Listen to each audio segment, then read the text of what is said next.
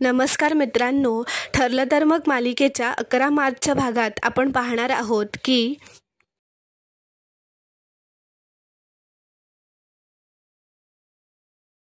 आता अर्जुनने संतोषला फरफटतच आपल्या घरी ओढत आणलेले असते व त्याला खूप मारलेले सुद्धा असते. सगळेजण त्याला खूप थांबवण्याचा प्रयत्न करत असतात, पण तो कोणाचंही ऐकत नाही. प्रताप म्हणतो, का मारतोयस तू याला, याने काय केलंय? अर्जुन म्हणतो, हा तोच आहे ज्याने तुमच्या ट्रकमध्ये ड्रग्ज ठेवले होते. हे ऐकून सगळेजण खूप आश्चर्यित होतात. सगळ्यांनाच खूप धक्का बसतो. प्रताप म्हणतो, अरे मी ओळखतो याला, हा माझ्या ऑफिसमध्ये काम करतो. हा असं काही करूच शकत नाही. तेवढ्यातच तिथे महिपत, साक्षी, रविराज आणि चैतन्य येतात. ते विचारतात, कशाला मारतोयस याला? तेव्हा तो संतोष धावतच महिपतकडे जाऊन म्हणतो की, साहेब मला वाचवा. महिपत म्हणतो, अर्जुन तू पुन्हा एकदा निर्दोष माणसाला दोषी ठरवत आहेस. अर्जुन म्हणतो, तू का आलायस इकडे? प्रताप म्हणतो, महिपत साहेब, अर्जुनकडे काही पुरावे नसताना तो संतोषला घेऊन आलाय. अर्जुन म्हणतो, अजून पुरावे नाहीयेत माझ्याकडे, पण हा महिपत शिखरे स्वतः त्याच्या वकिलांची टीम घेऊन इकडे आलाय. त्यापेक्षा मोठा पुरावा काय हवाय तुम्हाला? तो म्हणतो, या महिपत शिखरेने स्वतः संतोषला ट्रकमध्ये ड्रग्ज ठेवायला सांगितले आणि हा संतोष पकडला गेल्यावर सांगायला आलाय की तो कसा इनोसंट आहे. त्यावर रविराज म्हणतो, वकिलांना थिअरी नाही पुरावे सांगायचे असतात. त्यावर अर्जुन म्हणतो, ह्या संतोषला महिपतच्या बंगल्यातून बाहेर जाताना पकडलंय मी. आणि डॅड तुम्हीच सांगा की तुमच्या स्टाफचं महिपतशी काय कनेक्शन असेल? तो तिथे का गेला होता? त्यावर महिपत म्हणतो, मी सांगतो हा का आला होता ते. साक्षी म्हणते, प्रताप सर, जेव्हापासून तुम्ही ड्रग्जच्या प्रकरणात अडकलाय तेव्हापासून अण्णांचं लक्ष कशातच लागत नव्हतं. म्हणूनच त्यांनी तुमच्या स्टाफची चौकशी करण्यासाठी संतोषला बोलावलं होतं. त्यावर रविराज सुद्धा महिपतची बाजू घेत म्हणतो की संतोषला मीच सांगितलं होतं महिपतला भेटायला व संतोषला काय विचारायचंय हे सुद्धा मीच सांगितलं होतं, असं तो म्हणतो. असं सगळं महिपतने रंगवून सांगितल्यामुळे प्रतापला सगळं खरं वाटू लागतं. तो अर्जुनलाच ओरडू लागतो की तू पुन्हा चूक करतोयस. तो संतोषची बाजू घेत अर्जुनशी वाद घालू लागतो. अर्जुन सुद्धा स्वतःची बाजू मांडत असतो, पण तो काहीही ऐकून घेत नाही. प्रताप म्हणतो, तू या केसमध्ये का पडतोयस? तू माझा वकील नाहीयेस. असं म्हटल्यावर अर्जुनला फारच वाईट वाटलेलं असतं. त्याला भर म्हणून पूर्णाजी सुद्धा अर्जुनला वाईट साईड बोलते. रविराज सुद्धा बोलतातच. हे सगळं ऐकून महिपतला मनातच खूप आनंद झालेला असतो. तो पुन्हा नाटक करत साधेपणाचा आव आणत म्हणतो की प्रतापराव, नका असं लेकरावर चिडू. आपण मोठ्यांनीच त्याला समजून घ्यायला हवं. या सगळ्यात सायलीला खूप राग आलेला असतो. ती म्हणते की महिपत शिखरे, घरातल्या गोष्टींच्या बाबतीत काही बोलू नका. या घरात मुलात आणि बापात कुठल्याही प्रकारचे वाद नाही आहेत. आधी आमच्यावर संकट आणायची आणि मग स्वतः सोडवायची ही नाटकं आता बंद करा प्लीज.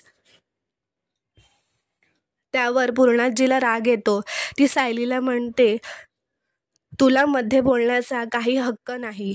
ती सायली म्हणते की पूर्णाजी, हे महिपत आणि साक्षी या घरावर पडलेली काळी सावली आहेत.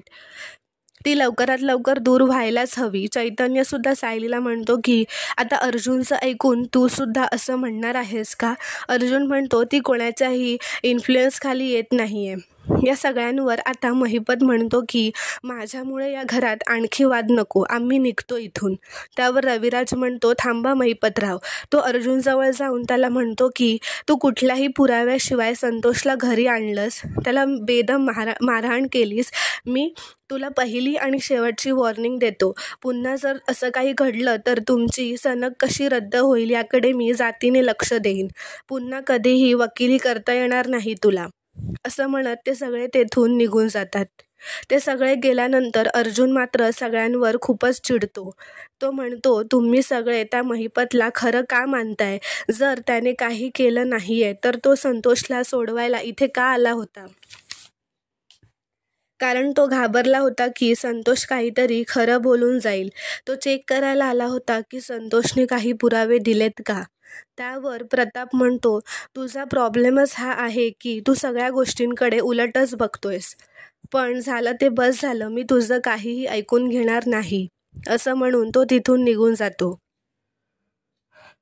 पूर्णाजी तेथून निघून जात असते तेव्हा सायली तिला थांबवून म्हणते की, पूर्णाजी, तुमचा माझ्यावर विश्वास नाही आहे हे मान्य आहे, पण आपल्याच घराचं नुकसान हे माझ्यामुळे किंवा अर्जुन सरांमुळे होत नाही आहे. हे शिखरे बाप लेकींमुळे होत आहे आणि त्यांचा खरा चेहरा नक्की एक दिवस सगळ्यांसमोर येईलच. फक्त तसं व्हायला जास्त उशीर नको होऊ दे, एवढंच देवाला सांगते, असं म्हणत ती आणि अर्जुन तेथून निघून जातात. तर मित्रांनो, दुसरीकडे महिपत त्या संतोषला एका बंद खोलीत घेऊन येतो. तो संतोष म्हणत असतो की, बरं झालं साहेब, तुम्ही वेळेत आलात, पण मी तोंड उघडलं नव्हतं. त्याने मला खूप मारलं, पण मी काहीच सांगितलं नाही.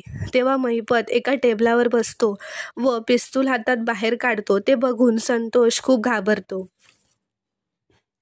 आणि महिपतसुद्धा त्याला त्या पिस्तूलची भीती दाखवत असतो. तर दुसरीकडे पूर्णाची घरात जे काही घडलं त्यामुळे नाराज असल्याने काही खायला तयार नसते. ती म्हणत असते, मला जेवायची अजिबात इच्छा नाही आहे. विमल म्हणते, पूर्णाची सगळा स्वयंपाक कल्पना वहिनीने केलाय, म्हणून तरी जेवून घ्या. त्यावर पूर्णाजी म्हणते, तूही तिच्याच बाजूची आहेस, जा, मला नको आहे, हे घेऊन जा जेवण. तर दुसरीकडे प्रतापसुद्धा अर्जुनवर खूप चिडचिड करत असतो. म्हणत असतो, माझाच मुलगा माझ्याशी असं कसा काय वागू शकतो. कल्पनासुद्धा म्हणत असते, तुम्ही आपली केस अर्जुनला का नाही देत आहात. प्रताप त्यावर म्हणतो, आपल्याला जर ही केस जिंकायची असेल ना कल्पना, तर रविराजसारखाच वकील हवा.